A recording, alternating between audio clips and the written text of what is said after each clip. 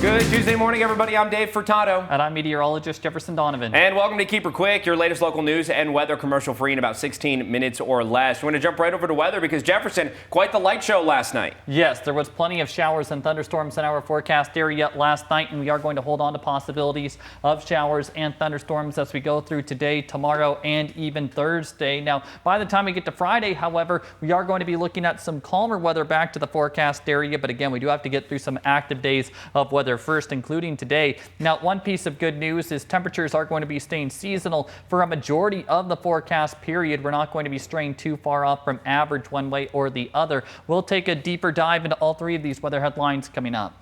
Thanks, Jefferson. We begin this morning in Union Gap. A local family is now getting some closure after more than half a century. Martha Bassett was murdered more than 50 years ago. Her remains were recently identified in Will County, Illinois, after her case was reopened late last year. Now, she was a citizen of the Yakima Nation, and her body went unidentified until DNA samples were taken from her family members. Bassett's family recently traveled to the Chicago area and worked with investigators to help identify her. And her remains were returned to Washington, where she was buried in Union Gap this past Friday. Benton County Sheriff's deputies helped arrest a rather relaxed car theft suspect yesterday afternoon. Take a look at this. The vehicle was stolen. The stolen vehicle, was on Interstate 82 near Benton City when it failed to yield to troopers. And then the driver tried to get away. It went off the interstate at Chandler Road and became disabled at some point. Deputies say the man inside refused to come out, instead rolling up the windows and smoking narcotics. Eventually, they did get him out and took him into custody. A gas station owner is facing nearly $5 million in costs related to a fuel spill.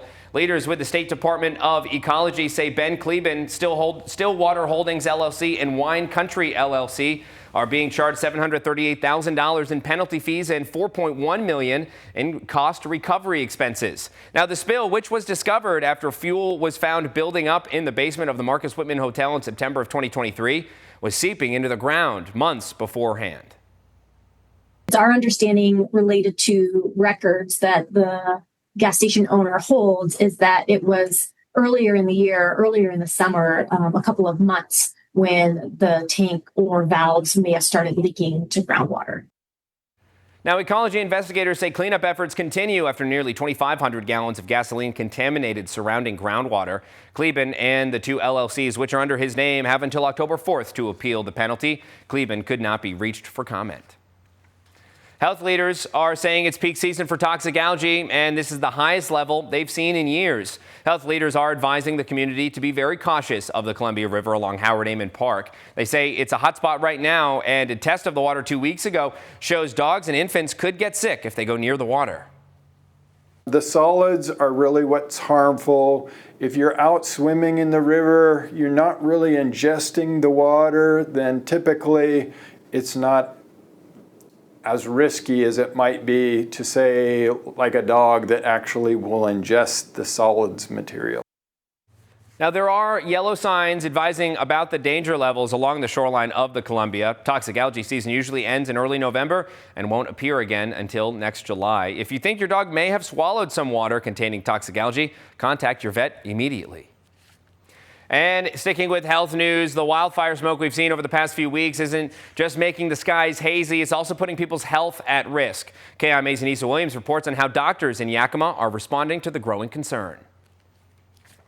This wildfire season has been one of the worst in recent years, especially in the last few weeks. Thick smoke in the air isn't just an inconvenience. For people with asthma, COPD, or other lung conditions, it can quickly become dangerous. This has been happening for the last few years, but as you know, the main symptoms we start seeing in our chronic lung disease patients are that they come with increased shortness of breath. They start having more cough and more wheezing in some people. And then there's chest tightness, the feeling that, they're just not getting a full breath. And it's not just those with pre-existing conditions. Even for normal people who starts having issues because of the reactions that go on when we inhale these particulate matters, which comes from wildfire.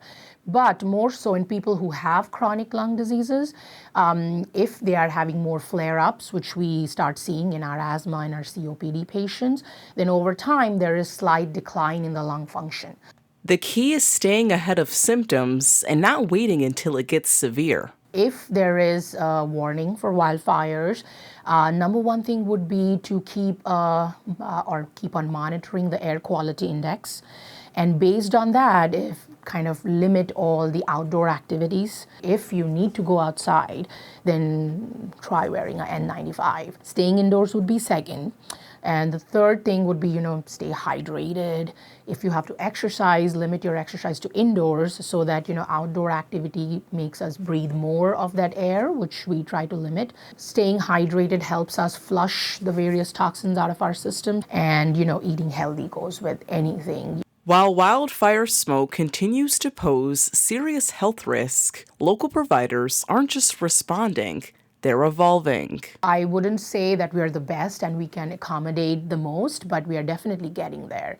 And we have had lesser number of hospitalizations from wildfire-related asthma exacerbations. I think we're catching them earlier and we're able to provide for them earlier. And the same with our own lung clinic. We are trying to accommodate more urgent patients, and we have increased our own space, our number of patients we see overall, not just the wildfire season, throughout the years. KMA's Anissa Williams, thank you. And Jefferson, speaking of fires, some of the lightning that we saw yesterday sparked a few of them. I think, by my count, I think maybe 4 new ones in our area sparked because of some of that lightning. But boy, was it gorgeous. Yes, we did certainly see a spectacular lightning display last night around our region. Gorgeous when we were seeing it, but then bad for that fire danger, a lot like fireworks. It was just Mother Nature's fireworks. We did get a number of viewer photos and a video in, so we're just going to click through those now. First from Emma Paulson Photography, you can see that beautiful lightning shot. Next from Esmeralda Leon, again, beautiful lightning on display last night. Next, let's just take a look at just in general some Tri-Cities lightning. This was sent in by Matt Evans. You can see that big time lightning bolt there. Next, from Raven Colleen, seeing that beautiful stroke of lightning. And then a video from my good friend Nathan Santo Domingo. You can see this big lightning bolt just across the sky in Pasco. Plenty of lightning last night,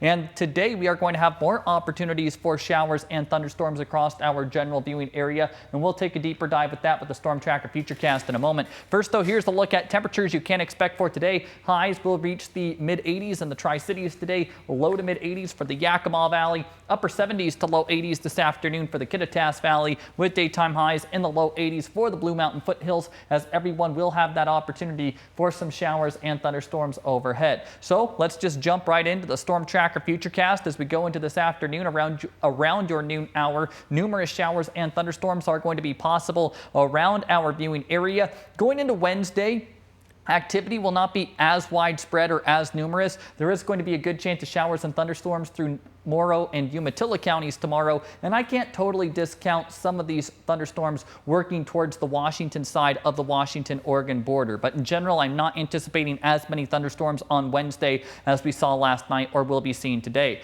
By Wednesday night, however, into very early Thursday morning, we are going to see a resurgence of showers and thunderstorms across our viewing area, and then through the day on Thursday, numerous showers and thunderstorms from the Tri-Cities eastward. For Yakima County and Kittitas County, I'm still keeping an isolated chance of showers and thunderstorms in the forecast, but by far the most activity will again be focused from the Tri-Cities eastward on Thursday. Now let's talk about some haze and smoke concerns. We just talked about this in that previous story. Even though the haze and smoke for today and tomorrow and really throughout the week will not be as dense as we did see last week, there will still be haze and smoke concerns out there, which is not going to be good for folks, especially if you suffer from any kind of respiratory illnesses. Now, one piece of good news as we go through the next 3 days after today, temperatures are going to be staying very seasonal, with highs only in the 70s and low 80s. This is opposed to the 90s and 100s we were talking about last week. Now I'm going to toss it back over to Dave. Thanks, Jefferson. A local motorcycle club got a shout out from the Franklin County Sheriff's Office and a promise to help fight litter at a popular public area. The Dirt Riders Motorcycle Club organized a cleanup day at Juniper Dunes Sunday to remove the piles of trash and debris left behind by inconsiderate visitors. The Sheriff's Office writes on Facebook, the broken glass and trash harm wildlife, ruining the dunes and create hazards for everyone. They thanked the Dirt Riders Club and promised to increase and dedicate patrols to Juniper Dunes. A new Piers Rising location is now open in Yakima. KMA's Aiden Connor was at yesterday's ribbon-cutting ceremony and tells us what the road to recovery means to the leaders.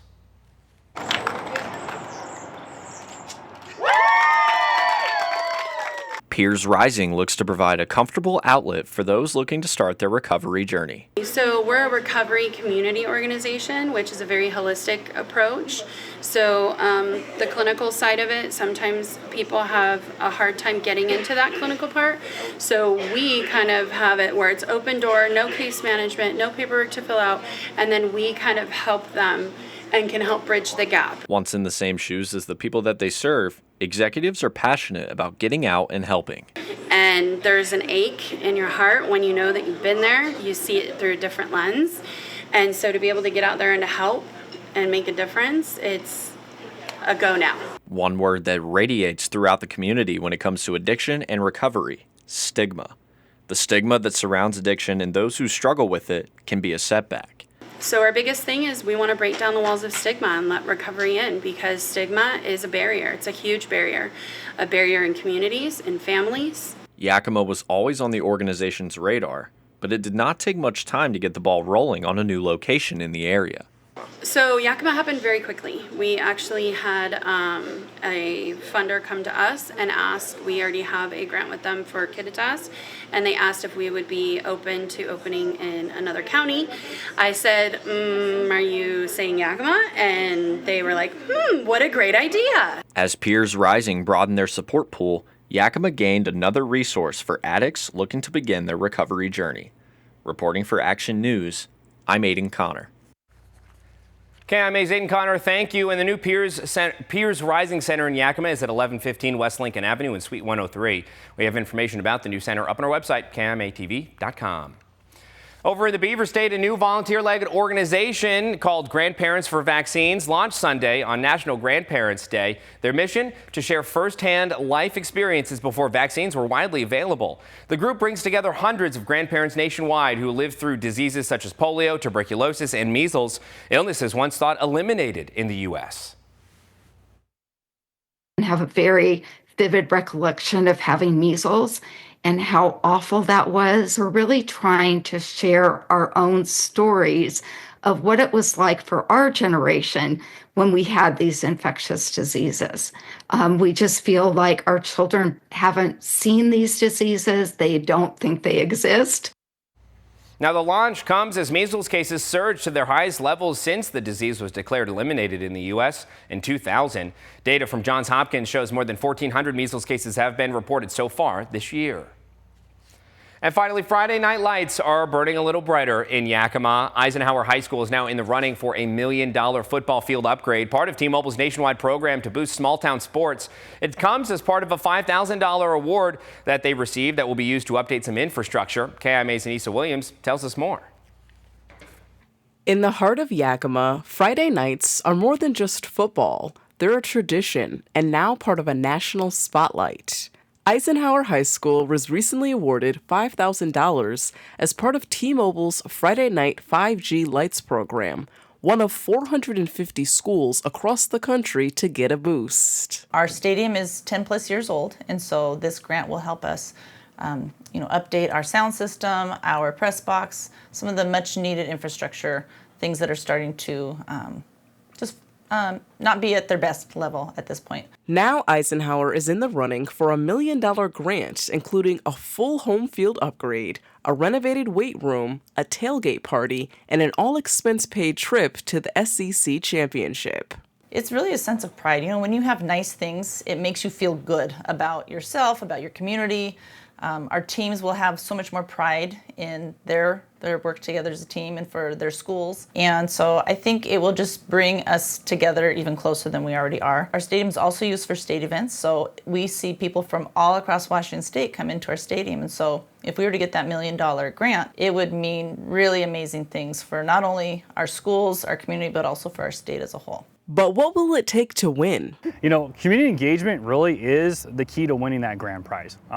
The more local participation, it can help to elevate their chances of winning. Across Washington, 35 schools and counting have signed up. This program isn't just about turf and stadium seats. You know, it's about investing in youth development, the community pride, and the future of Friday nights in small town America.